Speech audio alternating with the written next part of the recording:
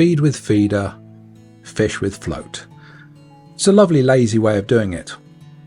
And there's some very good reasons why you want to feed with the feeder and fish with the float. Well, actually I sort of cheat a little bit, but I've got the deeper out right now and I'll come back to my cheat in a minute. I'm on the Thames and it's pretty deep, literally a rod length out I'm at 9 feet, and at 2 rod lengths out where I'm going to trot through it's 11, so it's pretty heavy going.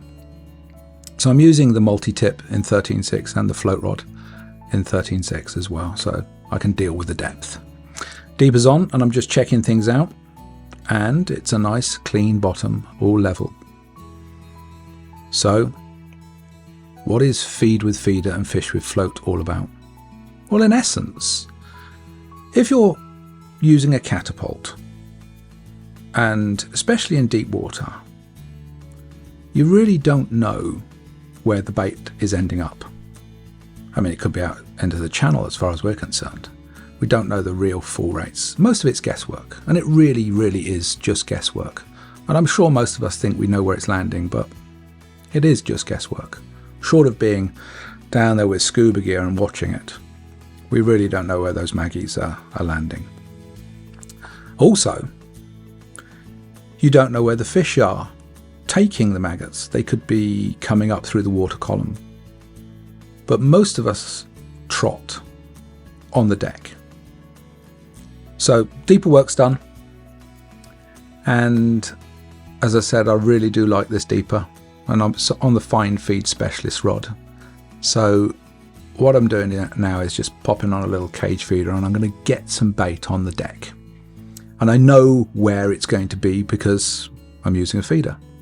So I know where I'm going to be able to trot over. It's a very, very important thing, because if we do trot away, say an inch off bottom, 6 inches off bottom, etc., but we're spraying maggots, it is just guesswork, as I alluded to earlier on, to where the fish are taking it. So I think most of the time, me for sure, I probably catch in spite of what I'm doing, not because of what I'm doing. So the catapult goes out, just for fun, and just to demonstrate the futility of it. 11 foot of water. What the flow rate's like down there, I don't really know. I can guess. But it is the Thames and everything could have been intercepted by bleak. You know, I just don't know. There's probably not a maggot on the deck right now. But this way, my usual breadcrumb, my favourite breadcrumb, Blitz bread, dead easy. I mean, I call it breadcrumb, but that usually implies the dry stuff. But I know this is fresh bread, the doughy sort of, standard white slice. Whacked in the blitzer and use it as a nice carrying agent. Whack my maggots in there as well and drop the whole lot out. Out she goes. Just free line it down. As soon as it hits the deck, I'm going to give it a couple of seconds and then strike through. You see how long it took to get down? 11 foot. It's quite a way. But I do know where it is. So, what I like to do, use the fine feed specialist, get some bait on the deck, and then have a nice little fish with the feeder, because it does take a long time. I mean, cast your mind back to the last time you were trotting and you're probably spraying maggots for hours before they turned up. Well, if you're lucky, they turned up straight away, but in my experience, I'm usually, especially in the winter, putting out loads of maggots with a catapult and having to wait a long time for anything to turn up. So what I do nowadays is I like to put bait out with the feeder and then just sit back and feed a fish. As soon as the action starts to happen, then I can bring the float rod out and enjoy a more genteel, relaxed way of float fishing.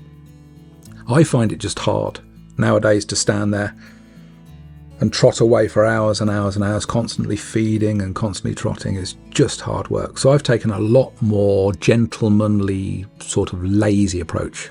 And I do a lot of trotting sat down because I've set the whole thing up to do feeder work and then trot over the top.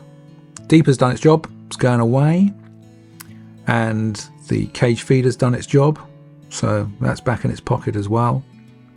And I'm going to put the whole thing back together to be used another day.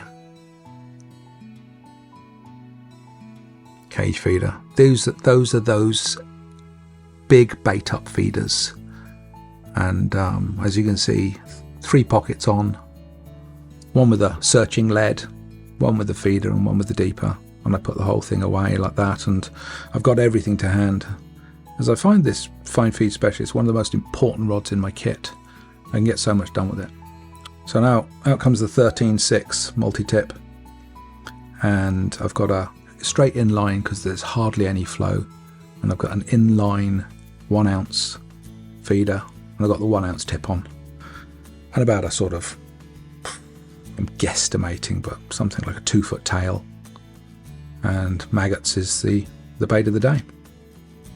So this video is just to sort of demonstrate that baiting up in a particular area, first of all, getting a good lot of bait down, and then fishing a feeder over the top gives me a nice time for the bait to be found without working myself to death, running a float through and haphazardly chucking maggots everywhere with no real idea whether they're being intercepted up in the water column or out at sea. I really don't know.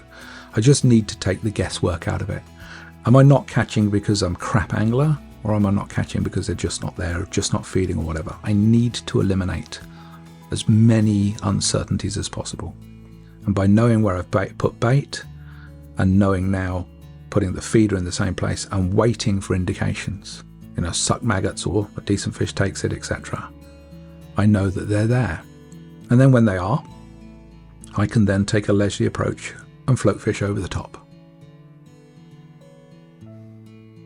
Now, as I mentioned earlier, float fishing can be hard work if you're doing it for hours and hours and hours.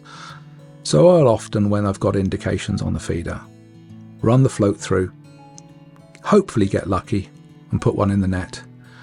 And then I'll usually use the feeder, or even the bait up feeder rod, but I'll usually just use my normal feeder to top it up with a couple of loads. And I may just wind it in, sit back and wave at the boats.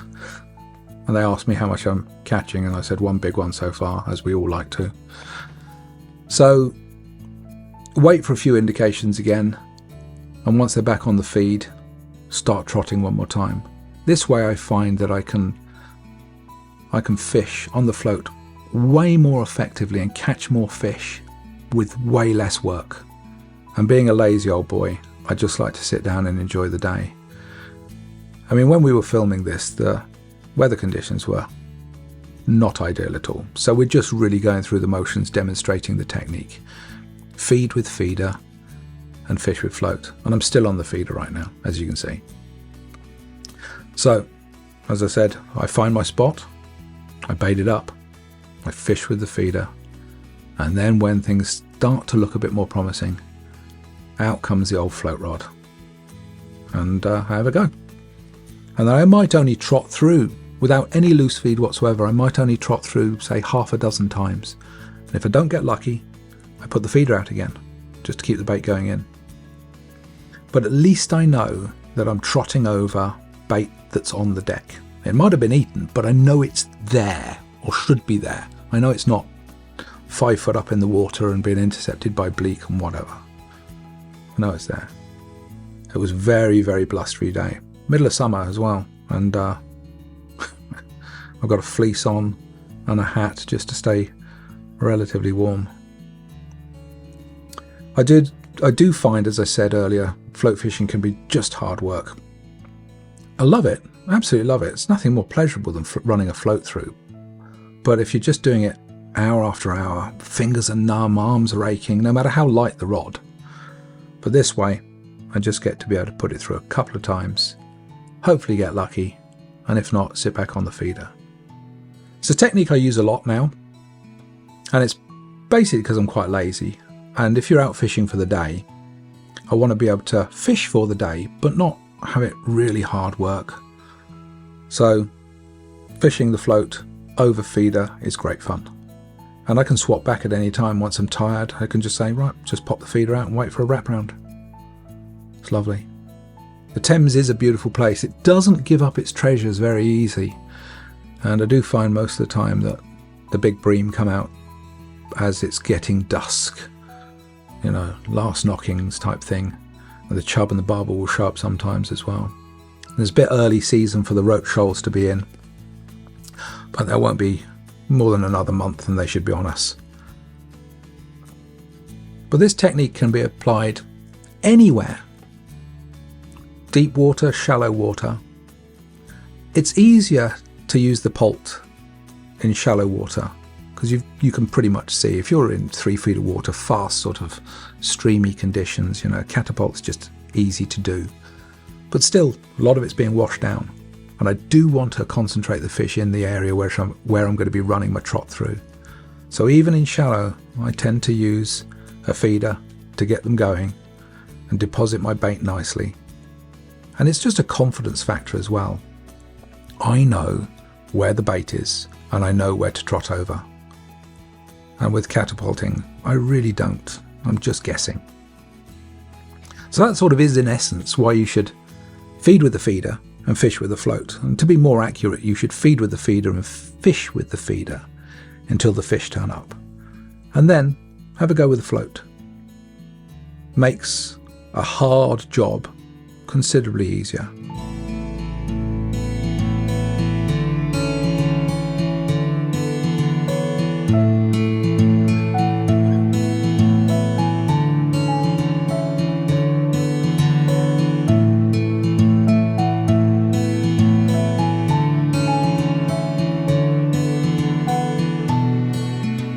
If you like what you saw, you can click the subscribe button to see all my future videos.